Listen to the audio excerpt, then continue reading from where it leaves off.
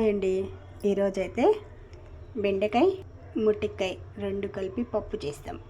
మీలో ఎవరైనా తిన్నారా ఇట్లా మొటిక్కాయ బెండకాయ కలిపి? ఊర్లో ఏమంటారు వీటిని? మా ఊర్లో అయితే మొటిక్కాయ అంటారు. మీ ఊర్లో ఏమంటారో కామెంట్ చేయండి. బెండకాయ చూసారా, అంత నేతకాయ రెండు మిక్స్ చేసి పప్పు చేస్తాము. చాలా బాగుంటుందండి. దానికి కావాల్సిన పదార్థాలు చూసాం. పచ్చిమిరపకాయ, టమాటా ఒక 3 తీసుకున్నాను, ఎర్రగడ్డ ఒకటి, తెల్లగడ్డ. ఇప్పుడు చేసే విధానం చూస్తాం. కుక్కర్ పెట్టుకున్నాను, ఆయిల్ వేసుకున్నాను.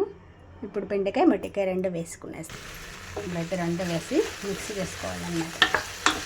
కొంచెంసేపు ఫ్రై కానిస్తాం, మూత పెట్టి ఫ్రై చేసుకుందాం.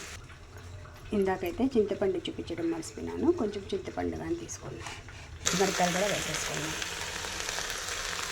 ఈ కారం తగినట్లు పచ్చిమిరపకాయలు వేసుకోవాలి. ఇప్పుడైతే ఒకసారి మూత తీసి కలుపుకున్నాం. ఇప్పుడైతే టమాటా, చింతపండు, ఎర్రగడ్డ అన్నీ వేసేస్తాను. ఇప్పుడు మళ్ళీ వేసి మూత పెట్టుకున్నాం. ఇప్పుడైతే కొద్దిగా సాల్ట్ వేసుకున్నాం.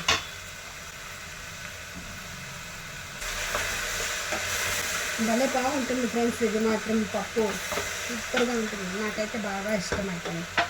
మీరు ఒకసారి ట్రై చేయండి. ఇప్పుడైతే అయిపోయింది ఫ్రై చూద్దాం. చూసారా, బాగా ఉడికిపోయింది. రెండు నాతగా ఉన్నాయి అందుకే. ఇప్పుడైతే దీంట్లోకి మసాలాలు వేసుకుందాం. కారం అంటే పచ్చిమిరపకాయ కొంచెం తక్కువగా వేసుకుంటాను, అందుకే మిరప్పొడి వేసుకుంటాను నేను. మీరు పచ్చిమిరపకాయ కారమే తినేట్లుంటే పచ్చిమిరపకాయ వేసుకోవచ్చు. ధనియా పొడి, పొడి,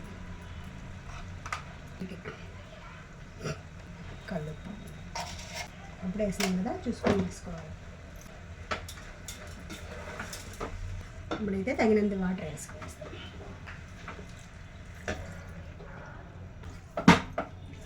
ఇప్పుడైతే కొత్తిమీర వేసుకుందాం. ఇప్పుడైతే మూత పెట్టుకున్నాం, విజిల్ పెట్టుకున్నాం. ఇప్పుడైతే కుక్కర్ చల్లగా అయిపోయింది, పప్పు రెడీ అయిపోయింది. చూసారా, బాగా ఉడికిపోయింది.